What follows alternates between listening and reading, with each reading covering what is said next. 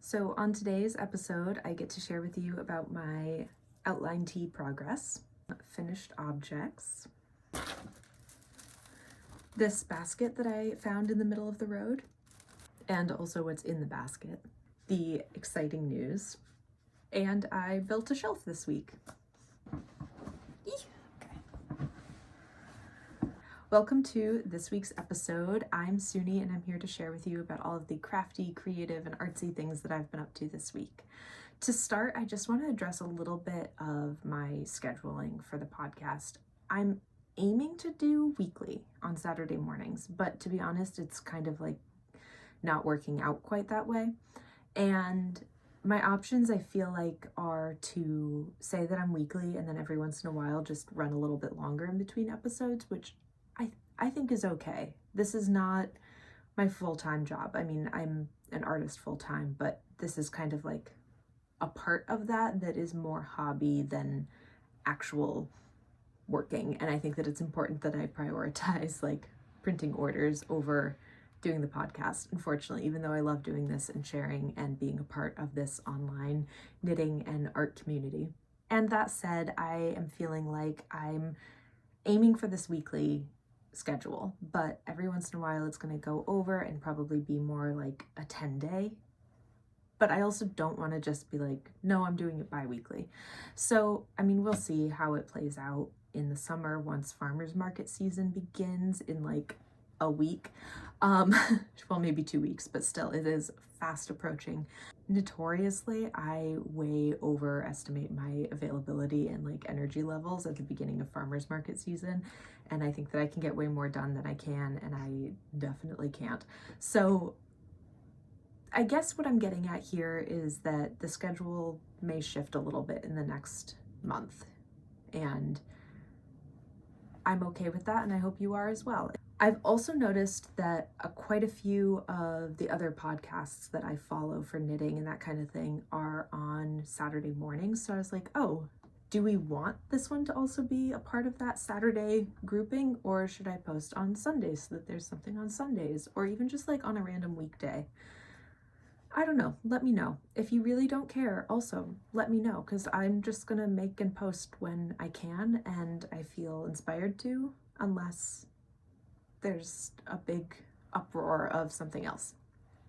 All right, let's start with finished objects. So today I am wearing the Palmetto shawl by Pam Allen. So this is one that I said that I was going to finish and then give away as a gift because I really didn't like the coloring. And then I was going to share today because I've actually blocked this now. It wasn't blocked before, and I should probably show you what it looks like blocked.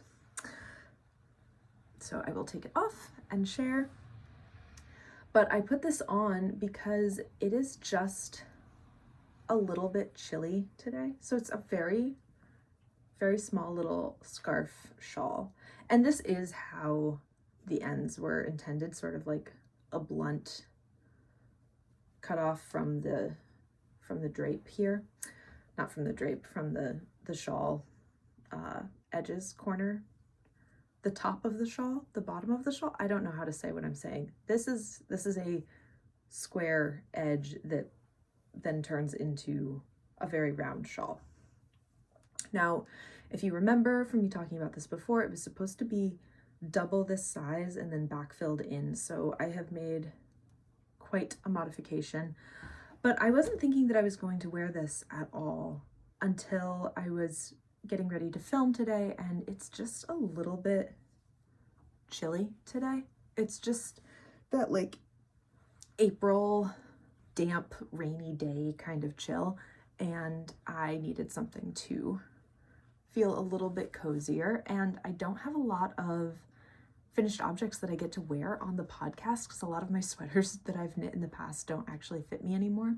So it was nice to be able to put this on and wear it. And even though the color I don't think is perfect for me, I'm also thinking maybe it's not the worst. Let me know what you think about that. If you're like, oh, that's an awful color for you, or if you like it. But I kind of enjoy having it styled with a hoodie because I wear a lot of hoodies also. I don't know. and let me know what you think. So this is my finished object. I have talked about it plenty before on the podcast. I can run through some quick specs on it, just that it is knit with Queensland collection. It's the llama lace and it's in the colorway Cardinal Sky. I really love this yarn. It's the softest thing I've ever knit with, and I would love to knit with it more, except that I don't know if I will actually knit with it again though, because it is lace weight and I don't have a lot of patterns that I want to knit at lace weight. It's just not fast enough for me, basically. And so then I'm in a boat where I'd have to hold it double or triple or 4 times as much just to achieve weight on something else that I'd like to make, and then that's a very expensive project. So right now, this is what I have, and maybe I will hang on to it because this is really cozy and soft, and it's kind of doing the trick on this chilly day. So yeah, I've talked about this shawl quite a bit in my whips videos and everything as I was finishing it up, but now that it's actually blocked, I just wanted to debut it, and I'm gonna move on and not say too much more about it. Next up in finished objects, I have finished my Quilty cabin socks. This is by Crooked River Crochet or Horse Feather Fiber Arts. The name is, it seems interchangeable depending on where you get your pattern from, but this is a part of a mini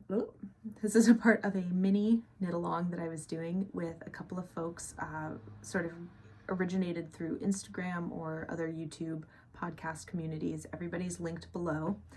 So we all cast on roughly around March 23rd, I want to say. And the knit along goes until May 23rd. So there's definitely time to join in if that's something that you want to do. I'm surprised by how quickly I finished these. Like, honestly, I'm shocked just in how fast it was and that they are done. When I first cast on, I thought that there was no way I was going to be able to finish this project because my hands cramped up so bad at the very start. And they make great sock puppets. But my hands cramped up so bad on the ribbing. I hadn't knit with a US 1 or 2.25 millimeter needle in a very long time. And I made it like four rows, and I was just like, I've got to give up. And then sort of the like excitement of the project took over as I was going, and I got through the ribbing, and then I was like, all right, I'll just get through the color work, and then I'll just get through the heel flap, and just through the turn, and just through the gusset, and through the foot and the toe, and then it was done. So I'm very pleased with these. They turned out, let's see, what size did I make? Hang on. I have to consult Ravelry. Why didn't I put my size? I didn't put my size in Ravelry, and I will have a chat with myself about that later. But what I think I remember is that I did size 5. I think I did a 72 stitch cast on, and my gauge was also quite a bit off. It was like quite a bit bigger than what was called for in the pattern. So I knew that there was a chance that these just like wouldn't fit my foot particularly well. And it's true, they don't. They're definitely loose around the foot. But my hopes in making these socks were that they could actually be a gift for my mom, who has a little bit of a wider foot than I do, and they are going to be perfect for her. So in last episode, I was kind of debating like, oh, am I going to give these to my mom for Mother's Day or her birthday or Christmas? Because I feel like I want to give them to her now that they are done, but also I'm thinking that, oh, and her birthday is in June. But I was thinking, do I want to hang on to them until Christmas, or do I want to try to get them done now? But if I get them done now for a gift, then I'm going to have to also get my dad something completed for his birthday, which is just the day before my mom's birthday. Anyway, I haven't decided about what I'm doing there, but they are done and they are for my mom. Overall, love the pattern. I have not knit a sock from a pattern ever, I don't think. I've knit a lot of socks, but they are mostly just ones that I've come up with a pattern for myself, or I've just Googled like, oh, how to do a toe, how to do a gusset, that kind of thing. And then I kind of stitched it all together in my mind from different YouTube videos or links online. So I have made many a sock, but they're usually a worsted weight sock because I am lazy and they knit really quick, and most of what I'm doing for socks are Christmas presents for everyone. So having a project that goes by at a much faster pace than sock yarn is usually nice. But that said, I really enjoyed following this pattern. I just can't stop touching them. They feel really nice. I really enjoyed following the pattern. Great pattern, very solid. I did make modifications to it. The way that I should have done it is that there would be a double repeat of the little star, quilt star motif and a much longer leg, but I wanted to do more of a crew sock for my mom. And I think that that was just fine. So these are the socks. What else can I tell you about them? I'm really jumping into this without a lot of planning or organization, but anyway, that's what this podcast is. So, yarn. These are knit with Euro yarn or EYB yarn. I'm not really sure what that yarn brand is, but I think it's Euro yarn. And these are tenderfoot, so it's a sock yarn. It's 75% merino, 25% nylon. This is the colorway Bordeaux and then dark oak. As I was saying, I really love how these feel. They are soft and like cool to the touch, but kind of ruggedy, rusticy as well. They don't feel like they're gonna fall apart on me immediately, and I definitely appreciate that. So overall, very pleased. I don't know when these will be gifted, but they will be gifted at some point. The time has come for me to talk about acquisitions and the very exciting news that I have been sort of crumbing along as this podcast has gone on, because I've been sitting on this for a couple of weeks and I haven't been able to actually share the details until they all got ironed out. And so the big news is that I am now an affiliate for Bad Sheep Yarn. This is really exciting. It feels really cool. I'm really pleased to be able to represent this yarn company. I love their yarns and their colors, and I didn't think that this was going to be a thing that I would be doing actually until I was perusing their site and I saw that there was an affiliate link option, and I thought, you know what, why not? There's a platform here. I love this yarn. I love these colors. I want to knit with a lot of them. So here we go. So I applied and I am now an affiliate. So you can use code MFS10 at badsheepyarn.com and you can get a discount on your orders of yarn. And there's a little bit of a kickback for me for mentioning them on my channel and Instagram pages. And I think that that's kind of cool. It's a situation where I feel like it's a win-win-win for everybody. So Bad Sheep Yarn is the yarn company started by the artist Marcy, who has put together a wonderful array of colors and selections through her yarn. They come in a variety of bases, including superwash and natural fibers, really cool colorways that I'm personally very inspired by. I have quite a few favorites, and those include Mountain Tundra, Butterfly PT. The Botanist set is really cool. It comes with like botanist, or it's the botanical set, and it comes with botanist, terracotta, and peony. I think I'm showing them right now. This is the Butterfly PT, and then we have Folklore and Mountain Tundra, and then Home. Just all of these colors I'm really inspired by. I cannot wait to make socks out of them. And if you are excited to make socks with Bad Sheep Yarn as well, I definitely encourage you to head over to their site and use MFS10 to get a discount on your order. So somewhere between discovering Bad Sheep Yarn and becoming an affiliate, I actually placed my first order. And maybe you've seen this on Instagram because I posted about it before I became an affiliate and before I've actually gotten to talk about it on the channel. So I would love to share with you about my first experience and order with Bad Sheep Yarn. So my very first order was for this grayling yarn, which I'm very excited about. And at the time when I received it, I didn't know that I was going to become an affiliate. And so I actually, just for the podcast without any prior planning, I decided to do an unboxing video. So I'm going to share that with you. fair warning, I was on a kick of like researching packaging for Moth Folk Studio and all of my cards and print packaging, so I'm commenting a lot about the packaging in this unboxing video, but that's a part of this as well. So, okay, here's the unboxing. Hello! So as you may have just heard, I have received my package of yarn from Bad Sheep Yarn, and I'm really excited about it, and I thought, why not open it on camera, even though it's not my actual like filming day. So here we go.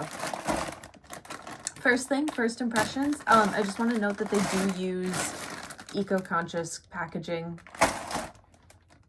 Excellent. You know, it's harder than you think it is to do for a small business, especially starting out. And when one gets to the stage in life that they can kick over to this, very exciting. Mostly I'm just saying that for myself, where I'm working on getting to a point where I'm using eco-friendly packaging for all of my shipments and packaging for like my cards and everything. So it's exciting. It's a long road, but I'm going to get there, and I'm really pleased to support companies that have gotten there. So, anyway, back to the yarn opening. I've opened the package. I haven't looked yet. I'm putting my hands in. Okay. So, as a reminder, I ordered the DK Weight Grayling from Bad Sheep Yarn.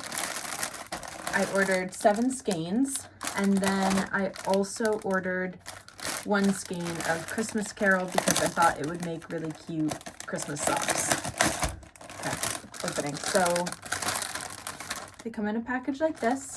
Now, if you're saying, hey, this is plastic and that's not eco-friendly, it's really hard to tell. It doesn't say that this interior package is eco-friendly, but it very well may be. There's something about recycled plastics for sleeve protectors or like bags like this where it's like almost the crunchier it is, or like the texture is like this sound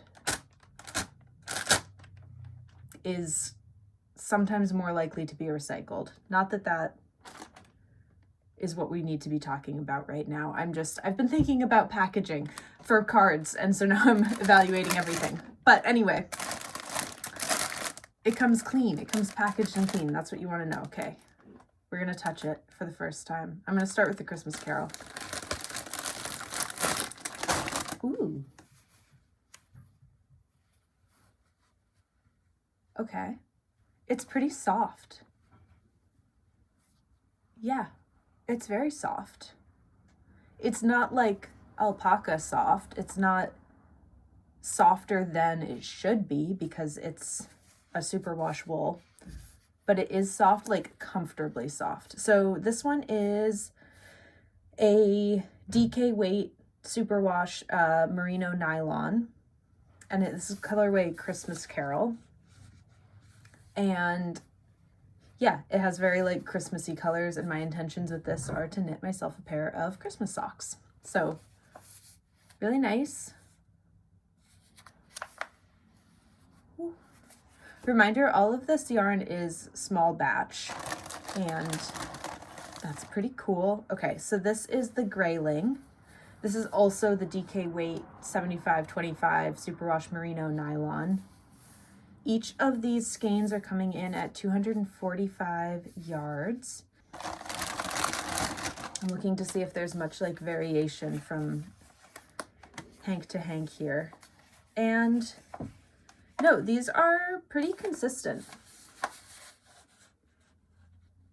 They kind of all have a range from this like pigeony, gray, blue, purpley region. And then there are some like lighter areas with speckles of kind of like a rust tone, but where that isn't as speckled, it's kind of this like brown. I'm really pleased with this so far. All right, thank you for coming to my yarn unboxing. Here we are with all of my Grayling. Hopefully I don't need to get another hank of it. And Christmas socks, which I will not be working on probably until Christmas time. So you'll see this in the future, but not for a while. All right, back to me. Okay, and back to me. So I am really excited to use this yarn. This is going to be for my Astrid sweater. And I think, as I may have mentioned, it just gives me such like river rocks vibes, and I just love this idea. I don't know how knitting a sweater with superwash is going to be, but I don't think it's going to be bad. And if the sweater like stretches out a little bit or it gets kind of like looser over time, it grows, I am okay with that because I want this to be a very light, loose pullover. So all of the yarn that I got, I believe I got 7 skeins altogether. And then I also got the Christmas Carol. This will just be for socks come Christmas time. More on this later. I'm not going to get into it too much other than that I'm really excited to work with this yarn. It's very Christmassy and I love knitting Christmas socks. So this is perfect. Perhaps I'll do a knit along for Christmas socks come November. Stay tuned. Back to grayling and the Astrid sweater. Here is my wound up yarn. This is yarn that I just wound up by hand for my gauge swatch. So for the Astrid sweater, it does recommend that I use a US 7, but I am a little bit of a loose knit, so I'm using a US 6 needle or a 4mm needle, and that helped me achieve gauge. So I believe I'm getting 5 stitches to an inch, 4 stitches. I believe I'm getting 4 stitches to an inch with this, and really pleased with how this knit up. It's quite soft and comfortable on my hands. I think it's going to be a lovely, very light sweater, easy to pull on. I imagine that this is going to be something that I can wear year round, whether I'm just like at home lounging in the cooler months and I need a cozy layer, or even in the summer, I can see wearing this with a pair of shorts just as like a pull on over whatever it is that I've worn for the day when it gets chillier at nighttime. So lovely. I really like these colors as opposed to the palmetto shawl. I think that these are really good colors for me. And that is going to be my Astrid sweater that I have yet to start. But the question is when to start this sweater, because it is not currently what I would call a whip. It is a to be whipped, to become a whip. I don't know what we call this section, but it is, I guess, in staging to be started. And I don't know that I can start another sweater right now because we are now going to step into the works in progress whips section. I will begin with a totally new thing that you haven't even seen because I got crazy cast on energy the other day. And that is what is in this basket. So quick story about the basket, and then I'll talk about the sweater and it'll all come together. So I was doing a job for my dad. He does like light construction and handyman work locally. So I was helping him out for the day, and we were driving home and I saw this basket in the middle of the road and people were like, you know, veering around it and everything. And it's not like the busiest of roads, but it's a busy road. And nope, you know what? It's a busy road. It is a main commuter road from town to town. It's not the highway, but it's like a route. So I was like, oh my God, Dad, you have to pull over. I have to get this. I have to go get that basket. So he obliged. He's very generous in that way. And I ran out into the road and I grabbed the basket, and people were like honking and yelling at me, even though I feel like I picked the right time to run in. Maybe they thought that I had dropped the basket initially. I don't know. But I grabbed it, and here it is, because I needed, you know, another container for yarn. So maybe you can tell how excited I am about this basket. I love baskets. Maybe I'll bring you on a basket tour of all of my baskets that I've made and collected through the years. Okay, so let's get into the basket. I have cast on and made quite a bit of progress. Actually, I need to move this basket. Well, okay, so what's in the basket is all of this yarn. Most of them are scraps from projects that I've done. Maybe you'll recognize this from my weekend hat. This was the first socks I ever made. This is just a random fluff that I think I used for maybe fingerless mittens. The other weekend hat, a scarf I made my grandmother, socks I made my mom, a sweater I made myself, socks I made my dad, also socks I made my dad, also socks I made my dad, socks I made my grandfather, socks I made my parents. Usually for Christmas, I make them each socks that are different, but like the same colors, so they're kind of matching.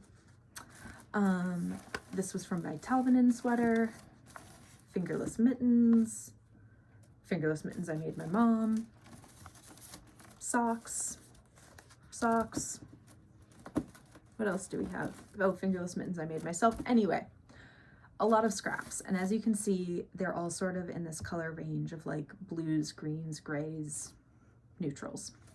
So I thought, wouldn't it be great to make a sweater that was striped with all of these colors? I'll throw a picture up of all of the colors together so that you can kind of get like the vibe. Let me put this aside.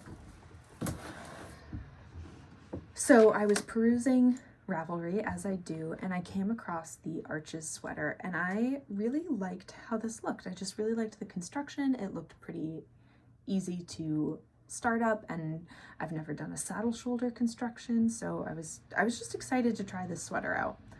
And I thought, why not get started with my scrappy project with this sweater. So I cast this on, ooh, what day did I cast this on? Hang on, let me check. Bum, bum, bum, bum, bum. I feel like I keep track of everything in my photos. Okay, so I cast this on Sunday, a week ago, and it's going so fast.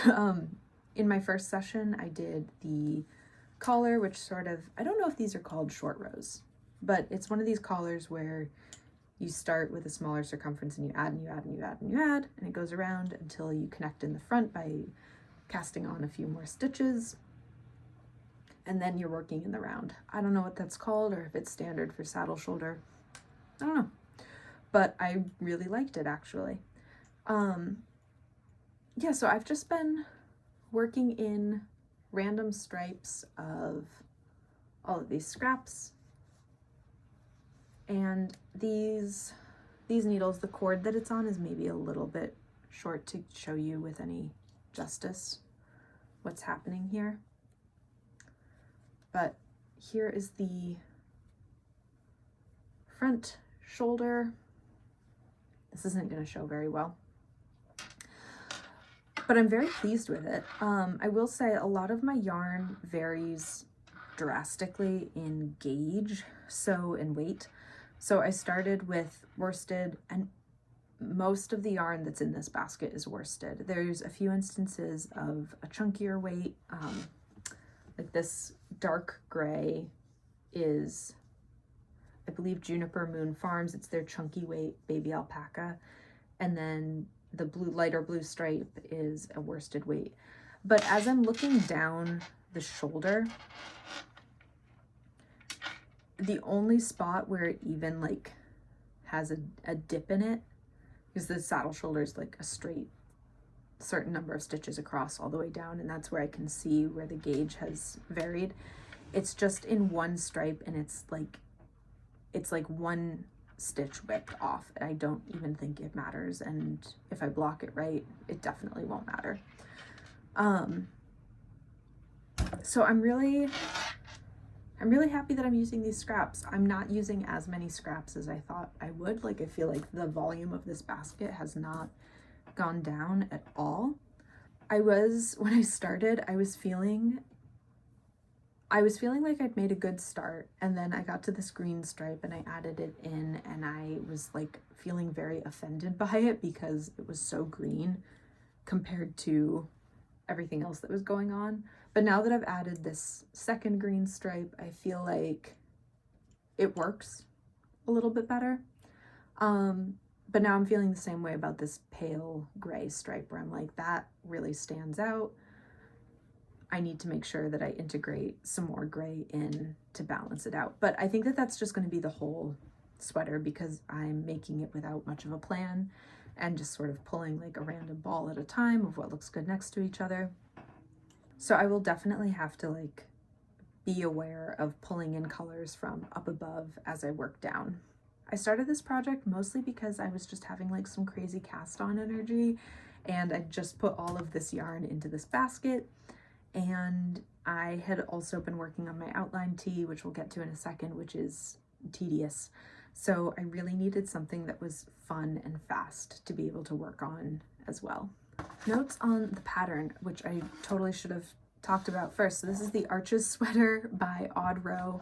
I am making size extra large. It does have about 20 centimeters of positive ease.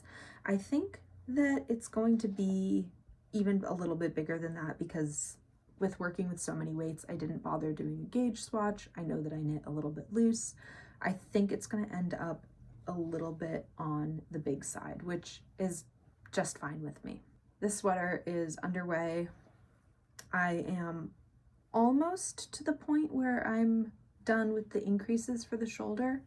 Oh, I will say, if you do this pattern, just note that when you finish the neck section, which is that like back and forth, I guess it's short rows, and then you're increasing for those rows.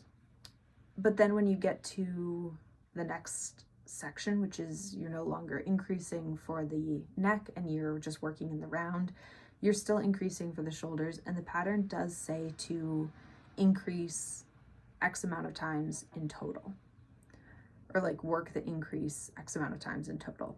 Now, in my mind the other day, I was getting like really upset about the pattern because I thought that it was giving me the wrong numbers, and then I realized I was just reading it wrong. So I was counting in total from the edge of the neck to where I was at in the shoulder, and that is actually incorrect. Don't include those 4 or however many increases you did at the beginning. It's from the point of transitioning from like working flat to working in the round. That is now where you're starting. So it's X amount of increases from here to here, not from here to here, if that makes sense. So I'm glad that I figured that out. And with that said, I really like this pattern. I wasn't liking the pattern because I was like, what are these numbers? Why am I not getting the right amounts? And then I realized I was just wrong and I didn't count right, or I didn't like think about it right. And when I looked back, the pattern was really clear about it. So I do recommend. So very quickly, I know what I forgot to add about this pattern. It is knit on US 10s or 6mm needles, but it calls for DK weight, which is quite strange, I think, for how thick this sweater ends up looking. So I'm going to insist that if you knit this sweater, and if you're not doing what I'm doing where you really don't care about what size it turns out, like absolutely do a gauge swatch. Otherwise, I fear that it won't turn out how you're thinking it will. That is my one little like caveat to this pattern that I otherwise think is really solid. Also, another thing I really like about this pattern is that it is organized in 2 vertical columns. I don't know why, but I really like patterns that are organized that way. I just really like it. I can't even tell you why. Maybe it's the aesthetics of it, or they're easier to follow, but really nice. The Quilty cabin socks pattern was written that way as well, and I really appreciated it. Okay, you know what? I have one more thing to add about this pattern. It is a completely written pattern. There are YouTube links from the actual author that are included, and you can find them, and it's really nicely indicated on the pattern where there is an accompanying video, but there are no schematic drawings or diagrams for this pattern, which that is okay. I think it's totally fine if the pattern designer doesn't want to present the information in every single way. Like, it's written fairly well, and clearly that's what they were good at. But I am a visual person, so I did draw myself a little bit of a sketch just to understand the construction of the saddle shoulder and how you're increasing and then decreasing and why that creates the shape that you need. So that was helpful just to like take a peek at the construction. And if you're somebody who really needs a drawing for a pattern, just know that going into this. All right, cruising along with whips, I have made a lot of progress, I think a lot of progress, on my outline tee. This is from Jessie Made Designs. It is tangled. Okay, here we go. So this is my outline tee. It is by Jessie Made Designs. I am knitting it in the suggested yarn, which is Ritual Dyes Undine. It's a 60-40 linen cotton blend, and this is the colorway Slate. Let's see if that's coming into focus, hopefully. Before I forget, I'm going to move my progress tracker just so that for next time I can feel a sense of accomplishment. Okay, moving it right up along. So this pattern is not hard so far, but it is tedious. It is knit on US 5s for the body, or 3.75 millimeter needles, and it's a fingering weight yarn, which is really, it feels like string. It feels like I'm knitting with twine, again, because it's cotton linen, but it is not the most exciting project to work on. As you'll see in the pattern, there's sort of like a column of slipped or dropped stitches to create some visual interest, but that is not a part of the knitting experience because you're just doing setup rows on the very first row, and then you knit stockinette in the round, just around and around and around again at a very small gauge. So I'm kind of bored with this project, and on top of that, this is a project that I have been really wavering back and forth on of whether or not I even wanted to knit it in the first place. But I'm now at the point where I've gotten through it enough that I think if I backed down, that would be pretty silly. So I've made it, you know, through my ribbing, and then like 1.5 inches, 2 inches through the body, call it 1.5 inches. And I'm just gonna keep going. It's editing Suni, so who wants to take bets that I don't end up finishing this and make something different with the yarn? I don't have plans to do that right now. It's true, I intend to finish it, but I'm just curious, what's the crowd poll right now that I totally flake on the outline tee again? This isn't something that I'm wildly thrilled about, but it is a really good project to keep in my bag. It's not very big right now. It's extremely lightweight, and because it's just stockinette in the round, I don't even have to look at it while I'm knitting, and it's fine. So this has become kind of like my car project, or, you know, if I'm running an errand with my boyfriend and he's driving, I can just work on it while I'm being chauffeured. So yeah, outline tee. It would be nice to have it done and wear it. As I have shared in all of my videos talking about whether or not I was actually going to make this top or not, I was saying how I am so much more of a process knitter than I am the finished object, and with this particular knit, I am putting a lot of stock into the finished object so that it can be a part of my wardrobe in a way that's really useful. And yeah, so it's just not, it's not that fun. But hey, that's why I cast on the Astrid Sweater, which is chunky, really fast, really satisfying. It's getting done much faster than this one is. So I am glad that I have both projects going, and I can kind of cycle between the two depending on how much energy I have to feel like I'm making no progress at all versus feeling like I'm, you know, really like cruising through something. So those are my two main whips right now, the outline tee and the Astrid Sweater. And now that I've shared that I've gotten the Bad Sheep Yarn affiliate link going and I feel like I can actually start on that sweater, I want to finish the Astrid Sweater first But here's the thing, I also said that I wanted to finish my heirloom quilt cardigan before I started another sweater. And if you'll notice, I haven't actually shared about my heirloom quilt cardigan in an episode or two, and that's because it is hibernating. So who knows what I'm gonna do? And like, honestly, I don't care what I'm gonna do. I'm not gonna hold myself to the highest of standards and being like extremely accountable with my knitting, because it's the thing that I do for fun and for relaxing and whatever. So here's the plan right now, the loose plan right now.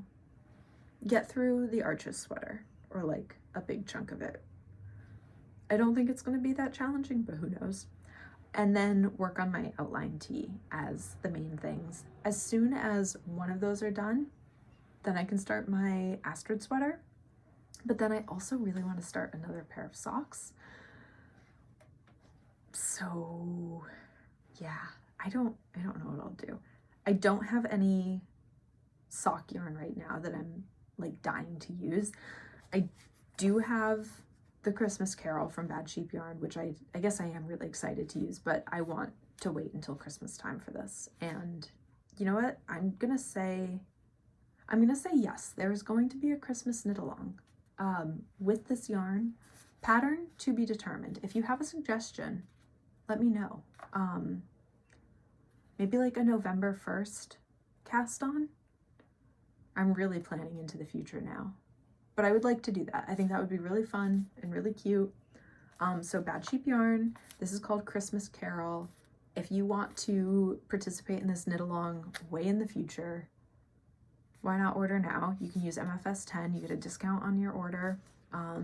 Yeah, so aside from this pair of socks, I don't have sock yarn right now to use for a pair of socks, so I'm not like, I gotta cast it on. But I really liked working on these way more than I thought I would, so I'm tempted. Okay, let's see, have I missed anything knitting wise? I don't think so, but I just looked. Have you seen Q here the whole time? He's been snuggled up in that spot like all morning. He's very sweet when he's not terrorizing the house.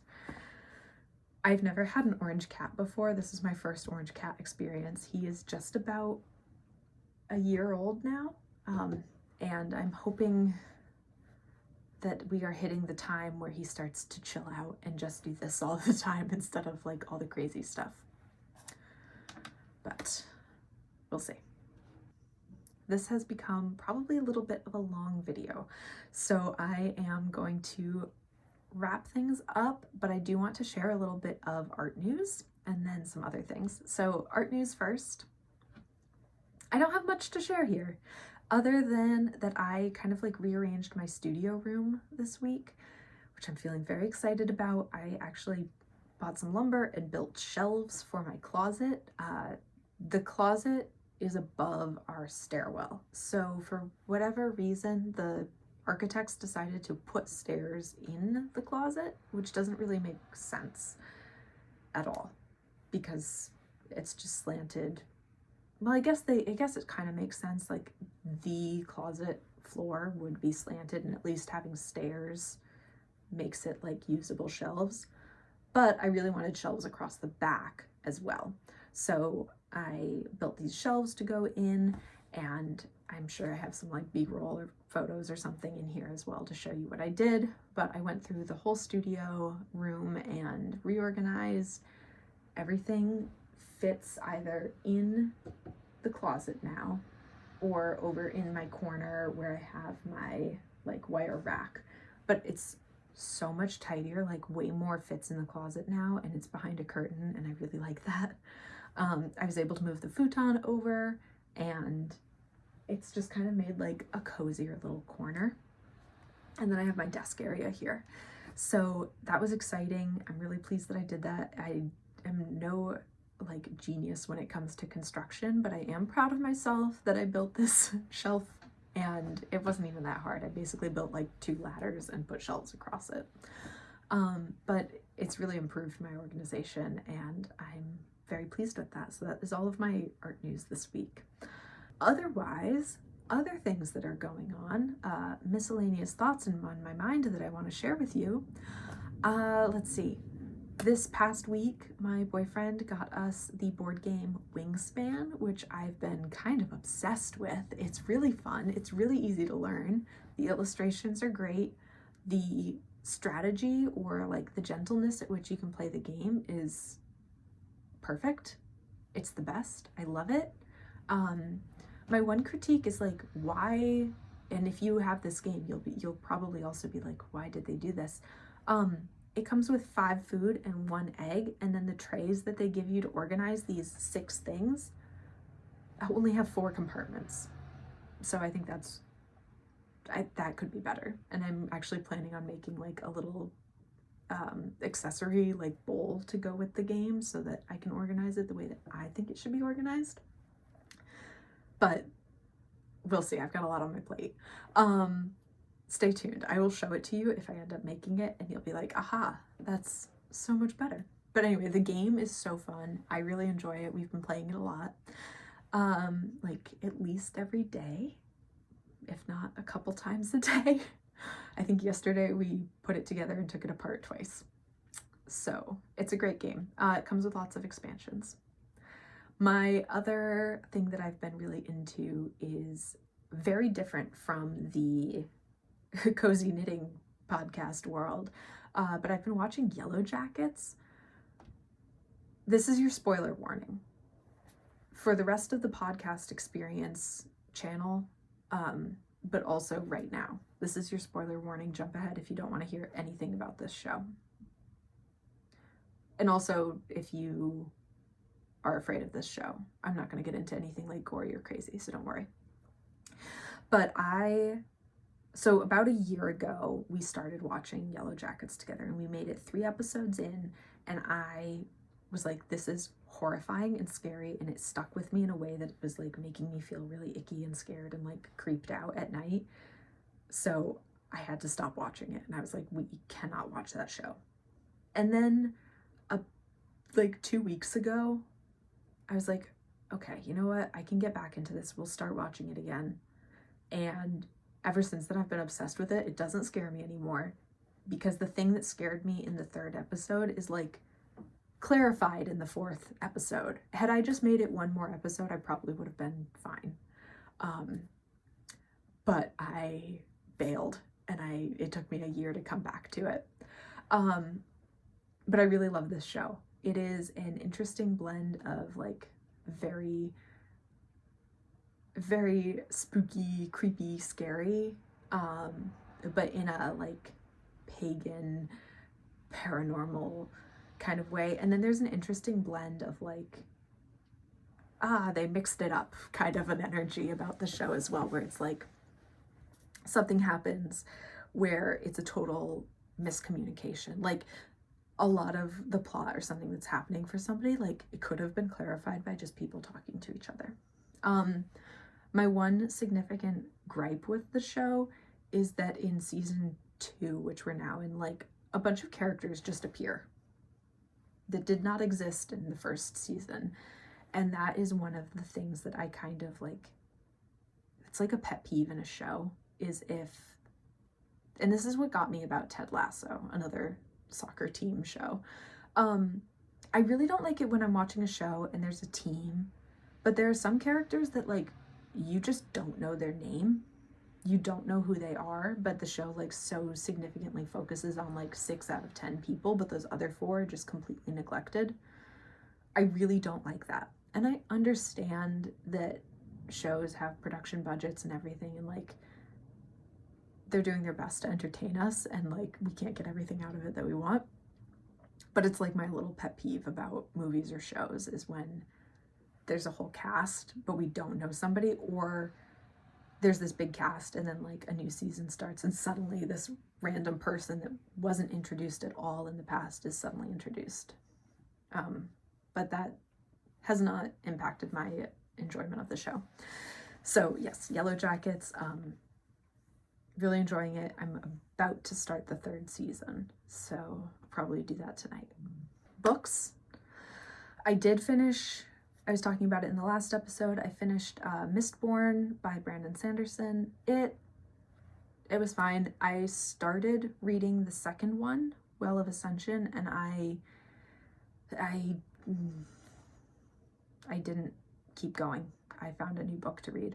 And that book that I found to read is one that I kind of stumbled across by accident, and now I don't know how I feel about it, but it's called Her Heart for a Compass by Sarah Ferguson, who is, of course, yes, the Duchess of York.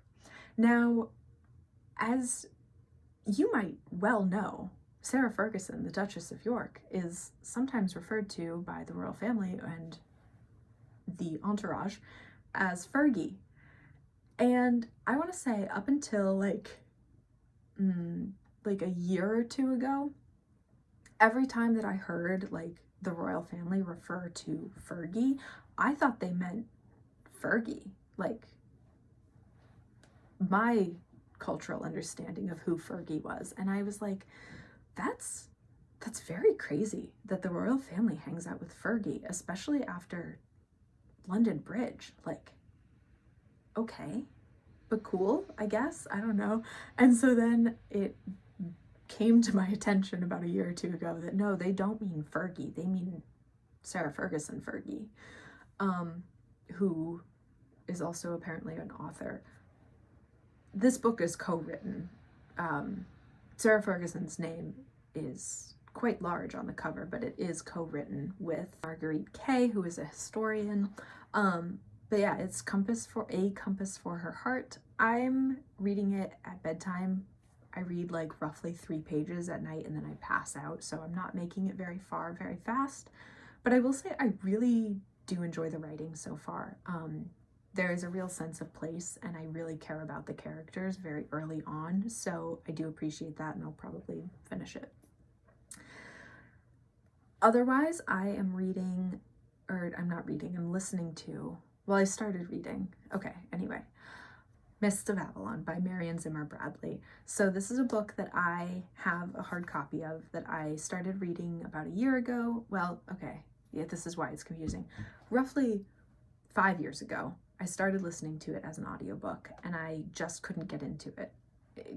The names and the places and everything were really confusing without having it on paper in front of me, because there's Morgause, Morgaine, Ingrain, and all of these places that have strange pronunciations and everything. So I just couldn't get into it as an audiobook back then.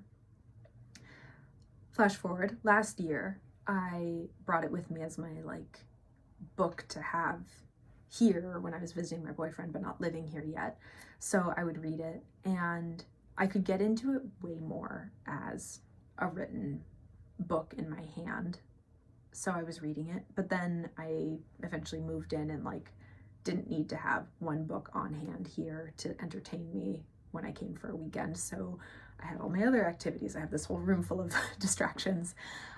So I didn't finish it. But then I thought, okay, now that I know the characters and I know the story a little bit better, can I jump back in as an audiobook? And so that's what I've been listening to for the past couple of weeks. I'm listening to it slowly, but it's good. If you're not familiar with Mists of Avalon, it's very feminine mystic, King Arthur. It's the women in the King Arthur stories. I have just finished book 1 of Mists of Avalon. So there are several books in the series. And then within those books of the series, there are books within the books. So I've just finished book 1 of Mists of Avalon. I really enjoy the writing. I like that sort of era, the storytelling, the visuals, thinking about the castles and, how people are clothed and mixing of the herbs. It's great. It's very much like a book that my mom read and has always told me to read, and I'm enjoying it. So that is my audiobook that I'm going with right now. And yeah, I'll update you as I make some progress in it. So far, I'm just enjoying it. It's a nice thing to listen to while I'm knitting. Okay, I feel like we have covered quite a bit. And this is what happens when I leave time in between filming sessions. So my plan is to have another video for you maybe next Sunday. give or take a day or two. We're still working it out. If there's anything in particular that you'd like to hear more about or any questions you have, pop them in the comments below. I would love to respond and answer them either just in the comments or I'll talk about it in the video next. If you want to give the video a like or subscribe, that really does help it get visibility and more people can watch the show and, you know, have some nice company. That's sort of what I do with my podcast watching, is I feel like I have company while I'm working from home or working on my knitting, and it's just really nice. So yes, thank you so much for watching. I hope to see you next time, or I hope you see the next one. And with that, I will say goodbye until next week.